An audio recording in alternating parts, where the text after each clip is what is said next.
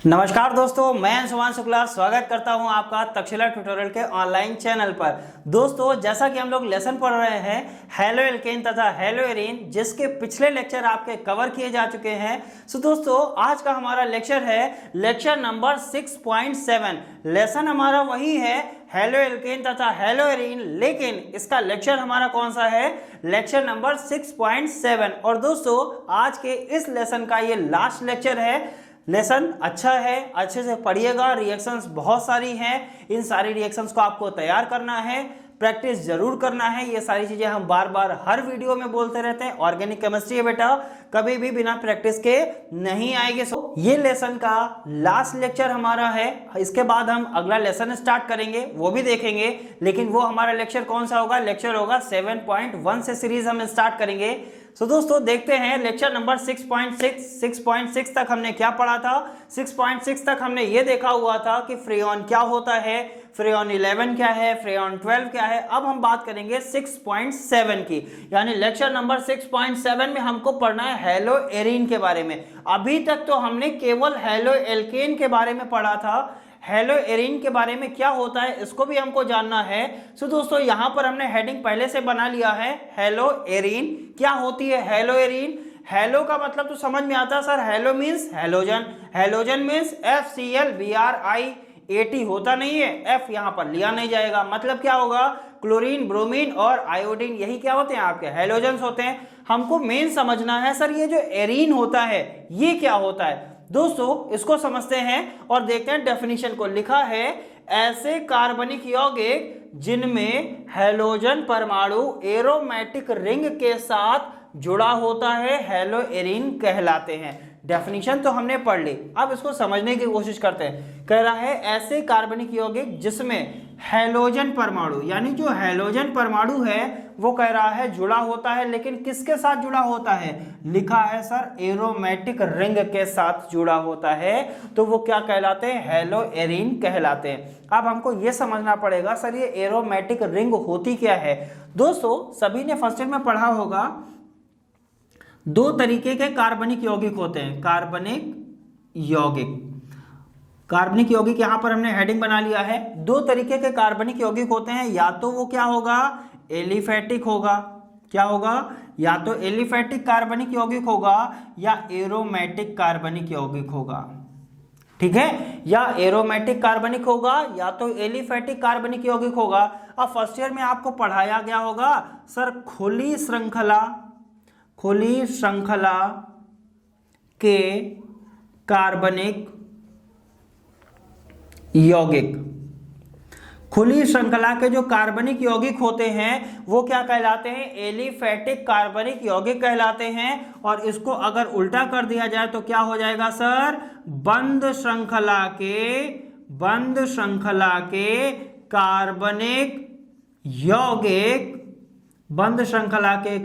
यौगिक क्या कहलाते हैं? एरोमेटिक कार्बनिक यौगिक कहलाते हैं। फर्स्ट ईयर में आपने पढ़ा होगा कि कार्बनिक यौगिक कितने प्रकार के? दो प्रकार के। कौन कौन से? या तो एलिफेटिक होंगे या एरोमेटिक होंगे। एलिफेटिक होगा तो वहां पर कार्बन की श्रृंखला कैसी होगी? खुली होगी। और एरोमेटिक होगा तो कार्बन की श्रृंखला कैसी होगी? बंद होगी। चलिए हम मान लेते हैं, सिंपल सी बात है। अब इसको हटा देते हैं। इतना तो समझ में आ गया होगा कि खुली श्रृंखला का जो कार्बनिक यौगिक होगा वो एलिफेटिक होगा, अगर बंद श्रृंखला का कार्बनिक यौगिक होगा तो वो क्या होगा? एरोमेटिक होगा। आइए दोस्तों इसको देखते हैं। तो दोस्तों, जैसे हमने यहां पर लिखा CH4, ठीक है, या CH4 भूल जाइए एक समय के लिए। ये क्या होता है? मीथेन होता है। क्यों होता है? क्योंकि यहां पर कार्बन कितना है? एक कार्बन है। इसको हटाते हैं। सपोज दैट यहां पर हमने एक कार्बन लिखा, यहां पर हमने दो कार्बन लिखा, यहां पर तीन कार्बन लिखा, यहां पर चार कार्बन लिखा, यहां पर पांच कार्बन लिखा। इसका मतलब क्या होगा? एक कार्बन का मतलब मीथेन, दो का मतलब एथेन, तीन का मतलब प्रोपेन, चार का मतलब ब्यूटेन, पांच का मतलब पेंटेन। यही तो होता है। 6 का मतलब हेक्सेन, 7 का मतलब हेप्टेन, 8 का मतलब ऑक्टेन, 9 का मतलब नोनेन, 10 का मतलब डेकेन। यही सारी चीजें होती हैं। अब इसको हम यहां पर क्या लिख लेंगे? मीथेन, एथेन, प्रोपेन, ब्यूटेन और पेंटेन। हमने यहां पर लिख लिया पेंटेन। अब समझने की कोशिश करते हैं। एक कार्बन है, इसका मतलब केवल एक ही कार्बन होगा। अब इसकी बात करते हैं, 2 कार्बन का मतलब क्या होगा सर? 2 कार्बन होंगे। 3 कार्बन का मतलब क्या होगा सर? 1 carbon, 2 carbon, 3 carbon. अब हमको क्या देखना है? और 4 कार्बन का मतलब 1 कार्बन, 2 कार्बन, 3 कार्बन और 4 कार्बन ले लिया। 5 कार्बन का मतलब क्या होगा? 1 कार्बन, 2 कार्बन, 3 कार्बन, 4 कार्बन और 5 कार्बन। ठीक है। खुली श्रृंखला का मतलब क्या होता है? खुली श्रृंखला का मतलब ऐसे कार्बन की श्रृंखला जो कहीं पर भी बंद ना हो, वो क्या होगी? खुली कार्बन की श्रृंखला। क्या ये कार्बन कहीं से भी बंद है? तो आप कहेंगे सर ये कार्बन अभी बंद नहीं है। इसका मतलब क्या होता है सर? जो मीथेन होता है वो खुली श्रृंखला का कार्बनिक यौगिक होता है, तो इसका मतलब इसको हम क्या बोल सकते हैं? एलिफेटिक बोलेंगे कि एरोमेटिक? तो आंसर क्या होगा सर? ये एलिफेटिक कार्बनिक यौगिक है। एथेन की बात कीजिए जरा, क्या एथेन अभी कहीं पर बंद है कि नहीं है? तो आंसर क्या होगा सर? एथेन अभी नहीं बंद है, तो इसको हम क्या बोलेंगे? एलिफेटिक बोलेंगे कि एरोमेटिक? तो एलिफेटिक बोलेंगे। लेकिन प्रोपेन पे आते हैं, ये प्रोपेन का मतलब क्या हुआ? कार्बन की श्रृंखला यहां पर कितनी है? 3 कार्बन की श्रृंखला, और तीनों कार्बन कैसे हैं? खुले हुए हैं, तो इसको क्या बोलेंगे? एलिफेटिक। लेकिन क्या प्रोपेन को एरोमेटिक में बदल सकते हैं? तो आंसर क्या होगा? यस। यानी मेथेन और एथेन जो होते हैं वो एरोमेटिक कंपाउंड नहीं बनाते हैं, बल्कि प्रोपेन से लेकर आगे के जितने भी कंपाउंड होते हैं वो एरोमेटिक कंपाउंड्स बनाते हैं। ध्यान रखिएगा। अब इसको एरोमेटिक में कैसे बनाएंगे? ये कार्बन बनाया, ये कार्बन बनाया, ये कार्बन बनाया, और इसको यहां पर क्या कर दिया? बंद कर दिया। अब देखिए जरा, ये कार्बन की श्रृंखला बंद है कि नहीं है? बिल्कुल क्लियर हो रहा होगा सर। यहां पर कार्बन की श्रृंखला खुली थी और यहां पर कार्बन की श्रृंखला आपस में क्या हो गई? ज्वाइंट हो गई, यानी बंद हो गई। तो इसका मतलब ये क्या हुआ सर? ये एरोमेटिक कार्बनिक कंपाउंड हो गया। क्या हो गया? एरोमेटिक हो गया। अब हम नेक्स्ट बात करते हैं, 4 की बात करेंगे। तो 4 का मतलब क्या होगा सर? यहां पर तो खुला हुआ है, सारी कार्बन की श्रृंखला खुली हुई है। इसकी बात करेंगे, क्या हम इसको कुछ इस तरीके से लिख सकते हैं कि नहीं? तो आंसर क्या होगा? बिल्कुल लिख सकते हैं, नो प्रॉब्लम। यानी इसको क्या कर दिया? बंद कर दिया। एरोमेटिक हो गया कि नहीं हो गया? चलिए इसकी बात करते हैं। सर यहां पर कितने कार्बन है? 5। क्या इसको हम कुछ इस तरीके से लिख सकते हैं? तो आंसर क्या होगा? Yes sir. अब देखिए, क्या ये कार्बन की श्रृंखला बंद है कि खुली? तो आंसर क्या होगा सर? ये बंद श्रृंखला है, इसीलिए इसको भी क्या बोलेंगे? एरोमेटिक। यानी पेंटेन जो होता है एलिफेटिक भी होता है और एरोमेटिक भी होता है। चलिए दोस्तों, इसको हटाते हैं और आगे की तरफ देखते हैं। दोस्तों इसी प्रकार से बात करते हैं एरोमेटिक। अब एरोमेटिक में क्या आएगा? मान लेते हैं 6 कार्बन की श्रृंखला है। 6 कार्बन कैसे? 1 carbon, 2 carbon, 3 carbon, 4 carbon, 5 carbon और 6 कार्बन। 6 कार्बन बना लिए। ये श्रृंखला कैसी है? खुली हुई है। इसको बंद करते हैं। 1 carbon, 2 carbon, 3 carbon, 4 carbon, 5 carbon और 6 कार्बन। आप देखिए जरा, 6 ही कार्बन यहां पर हैं, लेकिन कैसी श्रृंखला हो गई? बंद हो गई। लेकिन हमसे कहा क्या गया? अब हमको ये तो समझ में आ गया कि एरोमेटिक क्या होता है और एलिफेटिक क्या होता है, लेकिन हमसे कहा गया एरीन वो होते हैं जो एरोमेटिक तो होता है लेकिन उसमें क्या होती है? रिंग होती है। अब रिंग कैसे बनेगी? रिंग का मतलब होता है इसके अंदर अब क्या आएगा? डबल बॉन्ड आएगा। अब डबल बॉन्ड कैसे आएगा सर? यहां पर एक डबल बॉन्ड बना दीजिए, यहां पर एक डबल बॉन्ड बना दीजिए, यहां पर एक डबल बॉन्ड बना दीजिए। और सबने फर्स्ट ईयर में पढ़ा होगा बेंजीन के जो डबल बॉन्ड होते हैं वो क्या होते रहते हैं? मूव होते रहते हैं। यानी अगर आपको इस तरीके से नहीं बनाना है तो आप कुछ इस तरीके से भी दिखा सकते हैं। ये बॉन्ड, और उसके बाद क्या कर सकते हैं? सॉरी, ये बॉन्ड, एक बॉन्ड वहां बना दिया। अल्टरनेट में क्या करते हैं? बॉन्ड्स को हम लोग बना देते हैं। जब ये बॉन्ड मूव करते हैं तो इसका मतलब इसके अंदर एक क्या बन जाती है? रिंग बन जाती है। अब अगर इस रिंग वाले कंपाउंड से अब इसको कुछ इस तरीके से हम दिखा भी सकते हैं। यहां पर देखिए जरा, यहां कार्बन होगा, यहां कार्बन होगा, यहां कार्बन होगा, यहां कार्बन होगा, यहां कार्बन होगा, यहां कार्बन होगा, और इसके अंदर क्या है? रिंग है। अब अगर इस तरीके के कंपाउंड से अगर कोई भी आप हैलोजन जोड़ेंगे तो इसका मतलब क्या होगा? वो क्या होगा? हेलो एरीन होगा। अब कहानी समझ में आ गया होगा। हेलो एरीन क्या होते हैं? एरोमेटिक रिंग से जुड़ा हुआ हैलोजन परमाणु क्या कहलाता है? हेलो एरीन कहलाता है। अब जरा इसको और अच्छे से क्लियर करते हैं। हमने बोला 6 कार्बन होते हैं, कुछ इस तरीके से हमने बनाया और हमने क्या कहा था, जब भी हम बेंजीन बनाते हैं तो हम क्या समझते हैं कि हर कार्बन के पास हाइड्रोजन होगा। इसका मतलब ये कार्बन होगा, इस पर भी एक हाइड्रोजन होगा, इस पर भी एक हाइड्रोजन होगा, इस पर भी एक हाइड्रोजन होगा, इस पर भी एक हाइड्रोजन होगा, इस पर भी एक हाइड्रोजन होगा और इस पर भी एक हाइड्रोजन होगा। क्यों? क्योंकि कार्बन क्या होते हैं, 4 बॉन्ड बनाता है। इसको भी समझ लेते हैं, 1 carbon, 2 carbon, 3 carbon, 4 carbon, 5 carbon और 6 कार्बन। और हमने क्या बताया, बेंजीन के अंदर क्या होती है, रिंग होती है, यानी एक डबल बॉन्ड यहां बनाया, एक यहां बनाया, एक यहां बनाया।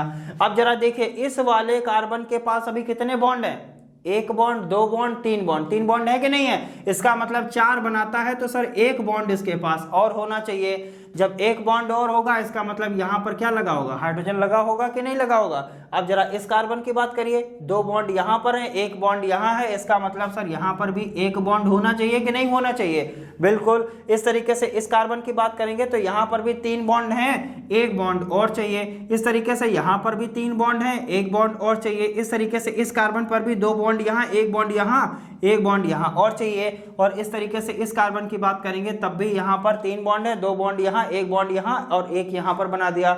अब देखिए जरा, कुछ इसी तरीके से तो बना हुआ है।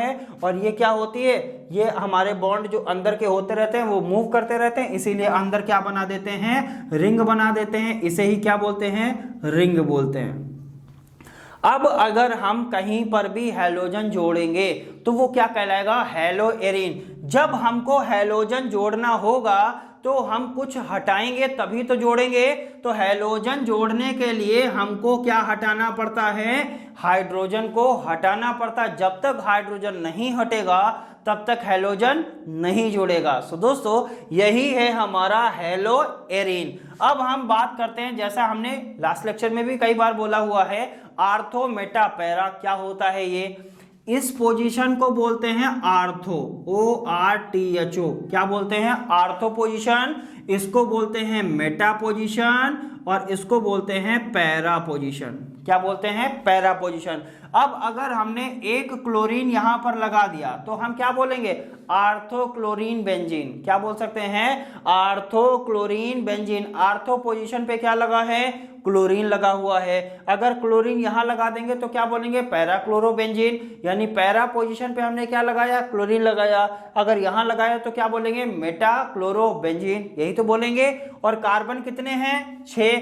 अगर आपको आर्थो मेटा पैरा नहीं बोलना है तो आप क्या कर सकते हैं सर, इसकी नंबरिंग कर सकते हैं। नंबरिंग कैसे करी जाएगी, ये पहले नंबर का कार्बन, ये दूसरे नंबर का कार्बन, ये तीसरा कार्बन, ये चौथा कार्बन, ये 5वां कार्बन और ये 6ठा कार्बन। अब अगर हमने क्लोरो यहां पर लगाया, यानी दूसरे नंबर के कार्बन पर क्लोरो लगाया हुआ है, तो उसको क्या लिख सकते हैं सर, 2 क्लोरो। और 2 क्लोरो और किसमें लगाया है, बेंजीन में ही तो लगाया है। ये स्ट्रक्चर किसका होता है, इसको क्या बोलते हैं, बेंजीन बोलते हैं। ये पूरा स्ट्रक्चर किसका है, बेंजीन का। अगर हमने क्लोरो यहां पर लगाया तो क्या लिखेंगे, 2 क्लोरोबेंजीन। हमारी इच्छा की बात है सर, क्लोरो हम यहां नहीं लगाएंगे, हमारा मन है हम क्लोरो लगाएंगे 5वें नंबर के कार्बन पर, तो हम यहां पर क्या लिख सकते हैं, 5 क्लोरोबेंजीन, यही तो लिखेंगे। ठीक है। अगर हमारी इच्छा है, सिंपल सी बात है, हमको यहां पर नहीं लगाना है, यहां पर H लगा था, हमने यहां पर क्लोरो लगा दिया, तो यहां पर क्या लिखेंगे, 3 क्लोरोबेंजीन। यानी नंबरिंग चेंज होती रहेगी। जहां पर आप जो हैलोजन लगाएंगे उस हैलोजन का नाम और किस नंबर पर आपने लगाया है उसको भी लिखना पड़ेगा। सो दोस्तों, उम्मीद करते हैं ये सारी चीजें आपको अच्छे से समझ में आई होंगी। इन चीजों का आपको डिटेल नोट मिल जाएगा। वो नोट आपको कहाँ मिलेगा दोस्तों, जैसा सभी को पता रहता है, डिस्क्रिप्शन बॉक्स में जाना है, नीचे लिंक दिया गया है, लिंक पर क्लिक करना है, PDF को डाउनलोड करना है, नोट से पढ़ाई जरूर करनी है और प्रैक्टिस भी जरूर करनी है। ये हम फिर से कहेंगे, प्रैक्टिस आप जरूर करिएगा, तभी चीजें आपको अच्छे से क्लियर होंगी। सो दोस्तों, बढ़ते हैं आगे की तरफ। सो दोस्तों, हमारा अगला टॉपिक है क्लोरोबेंजीन। हमको इसी के बारे में पढ़ना है कि क्या होती है क्लोरोबेंजीन, कैसे क्लोरोबेंजीन को बनाया जाएगा, क्लोरोबेंजीन के भौतिक गुण क्या होंगे, क्लोरोबेंजीन के रासायनिक गुण क्या होंगे, क्लोरोबेंजीन से हम DDT यानी डाई क्लोरो डाइफेनिल ट्राइक्लोरोएथेन कैसे बनाएंगे, इसकी भी हम बात करेंगे। सो दोस्तों, पहले हम बात करते हैं आखिरकार क्लोरोबेंजीन का फॉर्मूला होता क्या है। अब हमने क्या बोला, क्लोरोबेंजीन। जब बेंजीन आ गया तो इसका मतलब हम एरोमेटिक रिंग की बात कर रहे हैं, तो एरोमेटिक रिंग हमको बनानी पड़ेगी, हमने बना लिया। अब क्लोरोबेंजीन की बात करेंगे तो हमने क्या कहा कि आप क्लोरो यहां पर लगा दीजिए, ठीक है। तो इसका मतलब क्या होगा, अंदर रिंग होगा, एक हाइड्रोजन यहां होगा, एक हाइड्रोजन यहां होगा, एक हाइड्रोजन यहां होगा, एक हाइड्रोजन यहां होगा, एक हाइड्रोजन यहां होगा, यही तो होगा, यही क्या है आपका क्लोरोबेंजीन। अब हम कहें सर हमको इस फॉर्मूले में नहीं लिखना है बल्कि हमको कुछ और दूसरी तरीके से लिखना है, तो आप दूसरी तरीके से भी लिख सकते हैं, नो प्रॉब्लम। कार्बन कितने हैं, तो एक कार्बन यहाँ, दो यहाँ, तीन यहाँ, चार यहाँ, पांच यहाँ, छह यहाँ, यानी कार्बन कितने हैं, 6। हाइड्रोजन कितने हैं, अब अगर हाइड्रोजन यहाँ क्लोरो हमने ना लगाया होता तो बेंजीन का फॉर्मूला क्या होता है, C6H6 होता है कि नहीं। यह फॉर्मूला किसका है, बेंजीन का। चूंकि हमने क्या किया, एक क्लोरो लगाया तो हमने एक हाइड्रोजन हटाया कि नहीं हटाया, तो जब एक हाइड्रोजन हटाया तो यहाँ पर हाइड्रोजन कितने हो जाएंगे, 5 हो जाएंगे। और यहाँ हमने लगाया क्या था, Cl लगाया था, तो यहाँ पर हमने क्या कर दिया, Cl लगा दिया। इसका मतलब क्लोरोबेंजीन का दूसरा फॉर्मूला क्या लिख सकते हैं, C6H5Cl, यानी क्या लिख सकते हैं, C6H5Cl। इसको बोलते हैं, जैसे हम क्या बोलते थे, जब हम एक हाइड्रोजन हटाते हैं तो इल लगाते हैं कि नहीं, तो इसको क्या बोल सकते हैं, बेंजिल क्लोराइड। क्या बोल सकते हैं, बेंजिल क्लोराइड। बेंजिल क्यों बोला, क्योंकि बेंजीन से हमने क्या किया, एक हाइड्रोजन को हटाया है। जब एक हाइड्रोजन हटाते हैं तो इल लगाते हैं, तो बेंजीन में हमने क्या किया, ईन में इल लगा दिया, ईन हटाया इल लगा दिया, तो इसको क्या बोल सकते हैं, बेंजिल क्लोराइड। सो दोस्तों क्लोरोबेंजीन का फॉर्मूला आपको अच्छे से क्लियर हो गया होगा। तो यहां पर हमने क्या लिख लिया, C6H5Cl। सो दोस्तों उम्मीद करते हैं क्लोरोबेंजीन का फॉर्मूला कैसे आया, समझ में आया होगा। अब बढ़ते हैं आगे की तरफ और बनाते हैं क्लोरोबेंजीन को। सो दोस्तों यहां पर हमने लिखा, सबसे पहली विधि हम पढ़ने जा रहे हैं, प्रयोगशाला विधि के द्वारा क्लोरोबेंजीन का निर्माण आखिरकार कैसे किया जाएगा, क्या होती है प्रयोगशाला विधि। और दोस्तों प्रयोगशाला विधि आपके लिए बहुत ही ज्यादा क्या है, इंपॉर्टेंट है। क्यों इंपॉर्टेंट है, क्योंकि इस अभिक्रिया को हम कहते हैं क्या, सैंडमायर अभिक्रिया। सैंडमायर अभिक्रिया, इस अभिक्रिया को एक नाम और दिया जाता है, इसको क्या बोलते हैं, सैंडमायर अभिक्रिया। कभी कभी डायरेक्ट आ जाता है कि आपको क्लोरोबेंजीन बनाना है, उसकी प्रयोगशाला विधि क्या होती है, या कभी कभी डायरेक्ट पूछ देगा कि सैंडमायर अभिक्रिया के द्वारा आप क्लोरोबेंजीन बनाइए। तो आपको क्या ध्यान रखना है, सर सैंडमायर अभिक्रिया क्या होती है या क्लोरोबेंजीन की प्रयोगशाला विधि क्या है।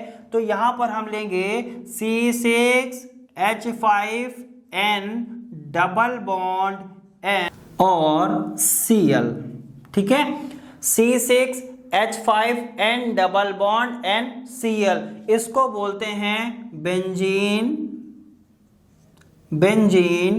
डाई एजोनियम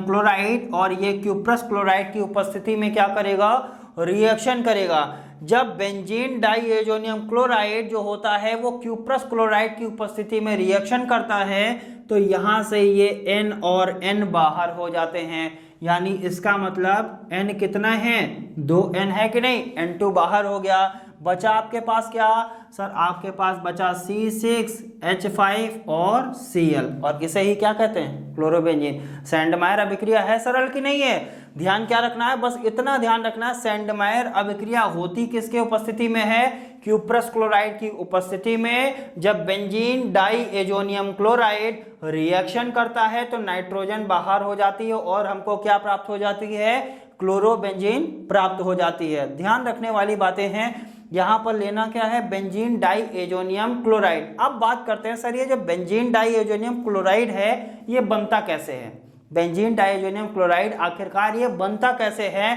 तो इसकी बनाने की विधि है, इसको बोलते हैं डाइएजोटीकरण विधि। अब बात करते हैं सर ये डाइएजोटीकरण के द्वारा हमको क्या बनाना है, बेंजीन डाइएजोनियम क्लोराइड ये बनाना है। और किस विधि के द्वारा, डाइएजोटीकरण, इसको देखते हैं। तो डाइएजोटीकरण के द्वारा हमको बनाना है, तो हम यहां क्या लेंगे, C6H5NH2 plus HNO2 plus HCl plus क्या लेंगे, HCl लेंगे। तो इसको बोलते हैं बेटा एनिलीन, क्या बोलते हैं, एनिलीन, इसको बोलते हैं नाइट्रस एसिड, और इसको क्या बोलते हैं, हाइड्रोक्लोरिक एसिड। सिंपल सी बात है। पहले हमने क्या कहा, सर आपको बनाना है क्लोरोबेंजीन। प्रयोगशाला विधि क्या होती है सर, सेंटमायर अभिक्रिया होती है, बेंजीन डाइओजोनियम क्लोराइड रिएक्शन करता है और क्या देता है, क्लोरोबेंजीन और नाइट्रोजन। फिर हमने कहा जो बेंजीन डाइओजोनियम क्लोराइड है ये बनता कैसे है, तो उस विधि का नाम क्या है सर, डाई एजोटीकरण विधि, यानी डाई एजोटीकरण के द्वारा क्या बनेगा, बेंजीन। अब डाई एजोटीकरण में आपको क्या लेना है सर, एनिलीन लेना है। एनिलीन रिएक्शन करेगा नाइट्रस एसिड और किसके साथ, HCl यानी हाइड्रोक्लोरिक एसिड के साथ जब ये रिएक्शन करता है तो आपको क्या देगा, बेंजीन डाइओजोनियम क्लोराइड। और बेंजीन डाइओजोनियम क्लोराइड का फॉर्मूला क्या होता है, C6H5N डबल बॉन्ड N और Cl, यही तो होता है। अब जरा देखिए N कितने हैं, 2 हैं कि नहीं, 2 N ये और 1 Cl यहां जुड़ जाएगा, प्लस आपके पास क्या बचेगा सर, 2 H यहां है, 1 H यहां है, 1 H यहां है, टोटल H कितने हो गए, 4। और ऑक्सीजन कितने हैं सर, ऑक्सीजन कितना है, 2 ऑक्सीजन है। क्या इसको हम 2 टाइम्स ऑफ H2O लिख सकते हैं कि नहीं, बिल्कुल। जरा देखिए हाइड्रोजन कितना है, 4, ऑक्सीजन कितना है, 2 है कि नहीं है। तो यहां से आपको क्या मिला सर, जब एनिलीन नाइट्रस एसिड के साथ रिएक्शन करता है तो आपको क्या मिल जाएगी, बेंजीन डाइओजोनियम क्लोराइड मिल जाता है और क्या मिलता है, जल मिल जाता है। यानी यही बेंजीन डाइओजोनियम क्लोराइड क्या करेगा, रिएक्शन करेगा क्यूप्रस क्लोराइड की उपस्थिति में और आपको क्या बना के देगा, क्लोरोबेंजीन बना देता। सो दोस्तों उम्मीद करते हैं प्रयोगशाला विधि और डाइओजेटीकरण विधि आपको दोनों अच्छे से समझ में आई होगी। बढ़ते हैं आगे की तरफ और देखते हैं अन्य विधियों के द्वारा क्लोरोबेंजीन को कैसे बनाया जाएगा। तो बात करते हैं, जैसा कि हमने पहली विधि के द्वारा देखा कि प्रयोगशाला में क्लोरोबेंजीन को कैसे बनाया जाएगा, अब हम बात करते हैं औद्योगिक विधि यानी इंडस्ट्रियल मेथड के अकॉर्डिंग क्लोरोबेंजीन को कैसे बनाया जाएगा। प्रयोगशाला विधि में जो क्लोरोबेंजीन को बनाया था वो किस विधि के अकॉर्डिंग बनाया था, सेंडमायर अभिक्रिया से। लेकिन औद्योगिक विधि में कैसे बनाएंगे, रसिक प्रक्रम के द्वारा। यानी रसिक प्रक्रम क्या होता है इसको देखते हैं। तो यहां पर हमने क्या लिया है, बेंजीन वाष्प, क्या लिया है, बेंजीन की वाष्प लिया है। ये हाइड्रोक्लोरिक एसिड और ऑक्सीजन के साथ CuCl2 की उपस्थिति में जब अभिक्रिया करती है तो क्या देगी, क्लोरोबेंजीन और जल देती है। सिंपल सी रिएक्शन है, बेंजीन वाष्प किसके साथ, HCl और ऑक्सीजन के साथ जब रिएक्शन करता है CuCl2 की उपस्थिति में तो क्लोरोबेंजीन और जल देती है। सो दोस्तों उम्मीद करते हैं रसिक प्रक्रम अच्छे से समझ में आया होगा। बढ़ते हैं आगे की तरफ। दोस्तों देखते हैं तीसरी विधि को कैसे बनाया जाएगा। यहां पर हम लेते हैं C6H6, क्या ले लिया, C6H6। इसको क्या बोलते हैं, बेंजीन बोलते हैं कि नहीं बोलते हैं, बिल्कुल बेंजीन ही बोलते हैं। नाम क्या हो गया,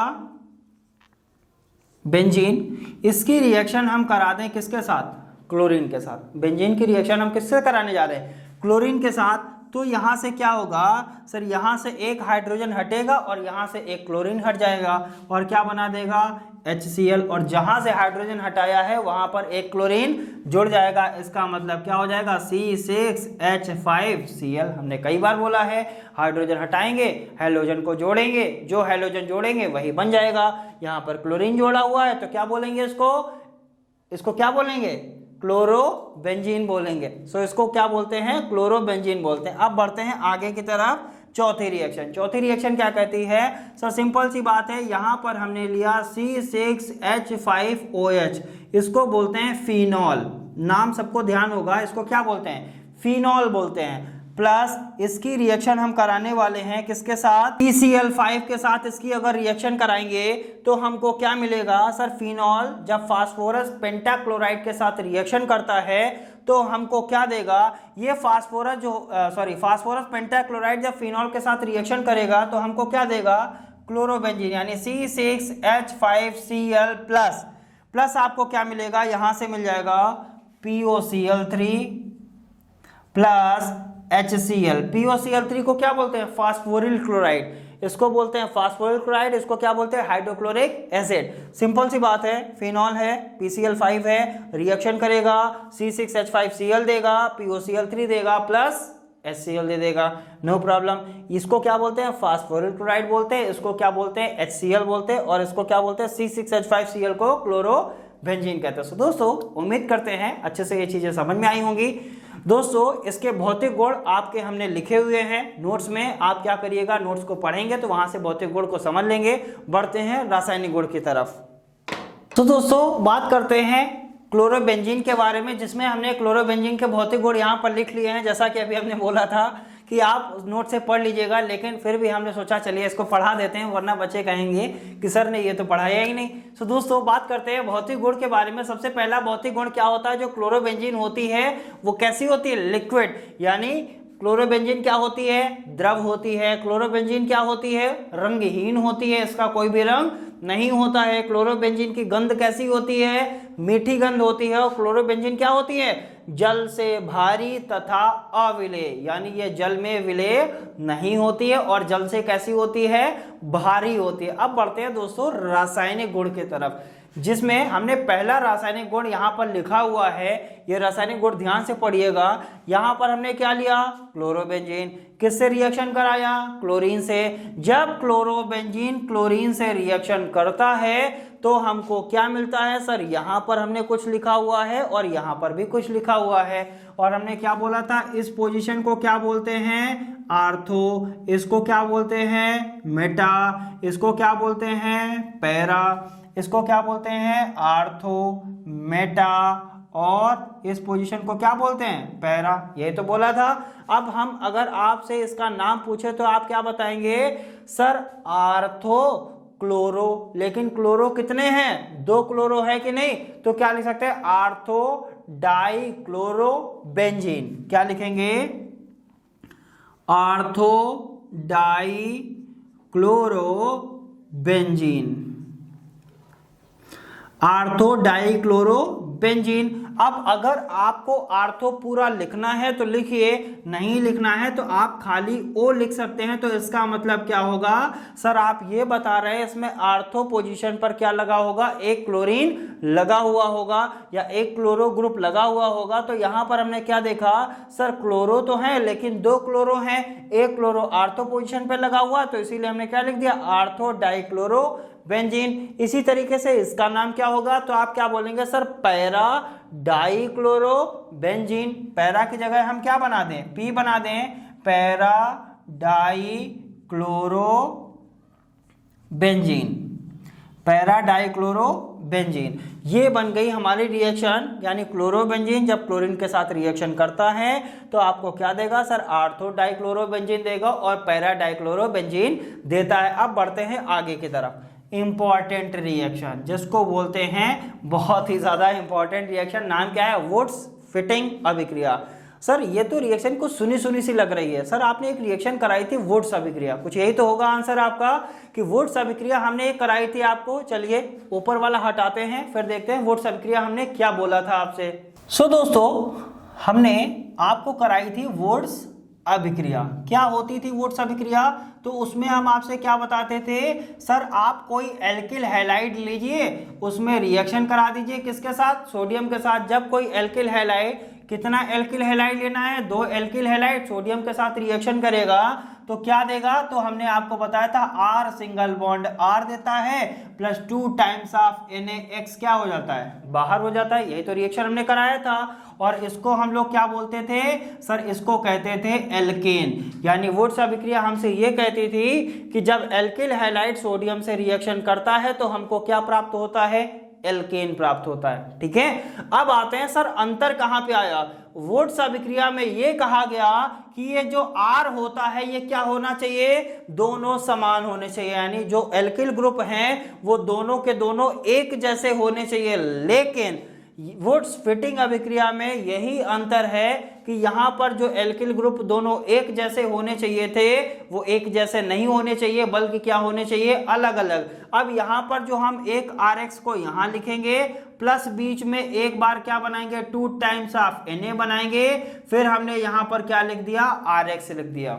ठीक है, अब इसका मतलब क्या हुआ, सर ये एल्किल ग्रुप अलग है और ये एल्किल ग्रुप अलग है, रिएक्शन दोनों एक जैसी हैं। आप चाहें तो इसको भी ऐसे लिख सकते हैं, RX plus 2Na plus RX। लेकिन ध्यान क्या रखना है, सर R इसमें दोनों क्या हैं, एक जैसे हैं, और इसमें अंतर क्या है, सर इसका R अलग है और इसका R अलग है। जब ये दोनों अलग होंगे तो सिंपल सी बात है, काम वही है सर, ये Na के साथ क्या होगा, x बाहर हो जाएंगे। चलिए 2 टाइम्स ऑफ NaX क्या हो गया, बाहर हो गया, नो प्रॉब्लम। अब ये जो R है और ये R है तो यहां पर क्या बनाएगा, R single bond R dash, इसको भी क्या बोलेंगे, एल्केन बोलेंगे। अब इसको एग्जाम्पल के माध्यम से समझ लेते हैं। तो हमने बोला कि वुड्स अभिक्रिया में दोनों अलग होने चाहिए, तो C6H5Cl क्लोरोबेंजीन लिया। यहाँ पर हमने क्या लिया, 2 टाइम्स ऑफ Na लिया, और यहाँ पर क्या ले लेते हैं सर, यहाँ पर ले लेते हैं CH3Cl यानी मेथिल क्लोराइड ले लेते हैं। यहाँ पर हमने मेथिल क्लोराइड ले लिया। अब यहाँ से क्या होगा सर, ये जब रिएक्शन करेगा तो ये वाला Na और ये Cl और ये Cl क्या हो जाएंगे, बाहर, यानी यहाँ पर क्या हो गया, 2 टाइम्स ऑफ NaCl क्या हो गया, बाहर हो गया। अब ये R बचा हुआ है यानी C6H5 प्लस ये वाला R बचा हुआ है, इसके साथ सिंगल बॉन्ड के साथ क्या बनाएगा, CH3, यानी C6H5 सिंगल बॉन्ड CH3 को हम लोग क्या बोलते हैं, टॉलुइन।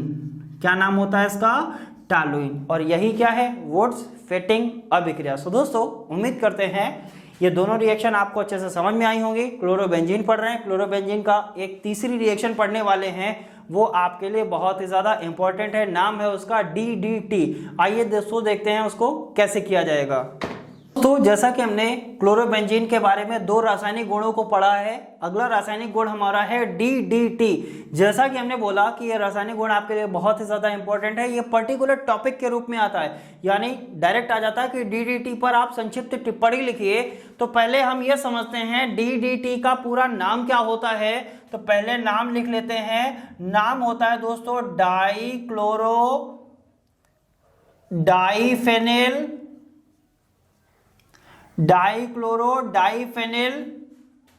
ट्राइक्लोरोएथेन, ये इसका पूरा नाम होता है। ध्यान क्या रखना है सर, DDT का पूरा नाम क्या होता है, D for dichloro, D for diphenyl, T for trichloro और ethane. Dichloro diphenyl trichloro ethane, ये DDT का पूरा नाम होता है। एक बार फिर से दोहराएंगे, डाइक्लोरो डाइफेनिल ट्राइक्लोरो एथेन, ये होता है DDT का पूरा नाम। अब बात करते हैं DDT के कुछ सामान्य लक्षण भी देख लेते हैं, आखिरकार ये क्या होता है, कैसा होता है, इसके क्या लक्षण होते हैं, इसकी भी हम बात करते हैं। तो सबसे पहला पॉइंट लिखा है, यह सफेद रंग का ठोस पदार्थ होता है, यानी DDT जो होता है वो पहली बात तो जो होता है वो सॉलिड होता है यानी ठोस होता है, और उसका कलर कैसा होता है, सफेद रंग का होता है। ठीक है, अच्छी बात है। नेक्स्ट पॉइंट, इसका उपयोग कीटनाशक के रूप में किया जाता है, यानी कीटनाशक, कीटों का नाश करने वाला कीटनाशक कहलाता है, यही तो होता है। तो इसका उपयोग किस में करते हैं, कीटनाशक के रूप में किया जाता है। चलिए, अच्छा पॉइंट है। नेक्स्ट पॉइंट क्या लिखा हुआ है, यह पर्यावरण के लिए क्या है, हानिकारक है। इतना ध्यान रखिएगा, जो DDT होता है यानी डाइक्लोरो डाइफेनिल ट्राइक्लोरोएथेन, वो पर्यावरण के लिए कैसा है, हानिकारक है। इसीलिए DDT का कम उपयोग करना चाहिए। जैसे खेती में क्या करते हैं, बहुत लोग खेती करते हैं तो उसमें कीटनाशक डाल देते हैं, वो क्या करता है, भूमि को बंजर बना देता है, या खेत के लिए हानिकारक होता है और पर्यावरण के लिए भी हानिकारक होता है। उसी प्रकार से आपका DDT भी क्या है, पर्यावरण के लिए हानिकारक होता है। नेक्स्ट पॉइंट, गलनांक, यानी जो इसका मेल्टिंग पॉइंट है वो 110 डिग्री सेंटीग्रेड यानी 110 डिग्री सेंटीग्रेड पर यह गलता है। इसका जो मेल्टिंग पॉइंट का मतलब क्या होता है, कोई भी चीज जिस पॉइंट पर गलना प्रारंभ करती है उसे ही तो मेल्टिंग पॉइंट कहते हैं। ये 110 डिग्री सेंटीग्रेड पर गलना प्रारंभ करता है। नेक्स्ट पॉइंट क्या है सर, यह जल में अविलेय होता है, यानी कैसा है, ये जल में विलेय नहीं होता है बल्कि कैसा होता है, अविलेय होता है। अब बात करते हैं सर इसके सामान्य लक्षण। तो हमने देख लिए, पहला ये क्या था, ये सर सफेद रंग का होता है, ये ठोस होता है, ये क्या होता है, कीटनाशक के रूप में इसका उपयोग किया जाता है, पर्यावरण के लिए हानिकारक होता है और जल में अविलेय होता है, और इसका गलनांक कितना होता है, 110 डिग्री सेंटीग्रेड होता है। अब बात करते हैं सर ये जो DDT होता है ये बनता कैसे है। सो दोस्तों इसकी विधि लिखा हुआ है, क्लोरोबेंजीन की सांद्र सल्फ्यूरिक अम्ल की उपस्थिति में, यानी जो क्लोरोबेंजीन होता है उसको किसकी उपस्थिति में रिएक्शन कराना होता है? सांद्र सल्फ्यूरिक अम्ल की उपस्थिति में क्लोरल के साथ जब अभिक्रिया कराते हैं तो डीडीटी प्राप्त होता है। क्या बताया गया सर? क्लोरोबेंजीन होना चाहिए, सांद्र सल्फ्यूरिक अम्ल की उपस्थिति होनी चाहिए और क्या होना चाहिए? क्लोरल होना चाहिए। अगर ये रिएक्शन करेगा तो क्या बनेगा? डीडीटी यानी डाइक्लोरो डाइफेनिल ट्राइक्लोरो एथेन प्राप्त होता है। अब बात करते हैं सर क्लोरल। हमने बताया था जब क्लोरोफॉर्म पढ़ाया था, क्लोरल का फॉर्मूला बताया था आपको, तो क्लोरल का फॉर्मूला क्या होता है? CCl3CHO, यही तो होता है क्लोरल। ठीक है, अब बात करते हैं सर हमको क्या लेना है? क्लोरल रिएक्शन करेगा किसके साथ? क्लोरोबेंजीन के साथ। अब हमको क्लोरोबेंजीन बनाना पड़ेगा। चलिए क्लोरोबेंजीन हम बना लेते हैं। ये बनाया हमने बेंजीन, और बेंजीन में हमने क्या कर दिया? ये रिंग बना दिया अंदर, यहां पर क्या कर दिया? क्लोरो बना दिया। ये क्लोरोबेंजीन हो गया कि नहीं हो गया? और एक बेंजीन और बना लेते हैं। ठीक है, तो हमने यहां पर एक बेंजीन और बना लिया, अंदर रिंग बनाया, यहां पर क्लोरो लगा दिया। अब ये दोनों क्या हो गया? क्लोरोबेंजीन। और जाहिर सी बात है सर, सबको पता होगा कि हर कार्बन पर हाइड्रोजन लगा होता है, यानी यहां पर भी हाइड्रोजन, यहां भी होगा, यहां भी होगा, यहां भी होगा, यहां भी होगा, हर जगह हाइड्रोजन होगा। अब हमको करना क्या है? ये जब रिएक्शन करेगा किसकी उपस्थिति में? H2SO4 की उपस्थिति में जब रिएक्शन करेगा तो होगा क्या सर? यहां से जो ये O है वो इन दो H के साथ मिलके क्या हो जाएगा? बाहर, यानी यहां से क्या निकल जाएगा? H2O निकल जाएगा। हुआ क्या सर? ये क्या था आपका? इसे बोलते हैं क्लोरल।